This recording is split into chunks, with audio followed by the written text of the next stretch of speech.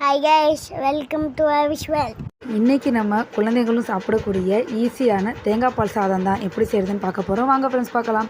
குக்கரில் 2 ஸ்பூன் எண்ணெய் ஊற்றி 1 இலை, 1 ஸ்பூன் சோம்பு, 3 பச்சை மிளகா, 2 பெரிய வெங்காயத்தை நல்லா பொன்னிறமாக வர வரையும் வதக்கி எடுத்துக்கிறோம். 2 பழம் தக்காளி இதோடு சேர்த்து நல்லா வதக்குறோம். நல்லா தக்காளி வெங்காயம் வதங்கினோடனே 1 கைப்பிடி புதினா சேர்த்து வதக்கி விடுறோம். 1 ஸ்பூன் இஞ்சி பூண்டு பேஸ்ட்டு சேர்த்துட்டு நல்லா இதுங்கெல்லாம் பச்சை வாசம் போகிற வரையும் கிளறினதுக்கப்புறமா ஒரு தேங்காய் இன்றைக்கி முழுசாக எடுத்து தேங்காய் பால் எடுத்துருக்கோம். தேங்காய் பால் தண்ணியாக எடுத்திருக்கேன். 1 டம்ளர் அரிசிக்கு 2 டம்ளர் தேங்காய் பால்னு இன்றைக்கி நான் ஊற்றிருக்கோம்.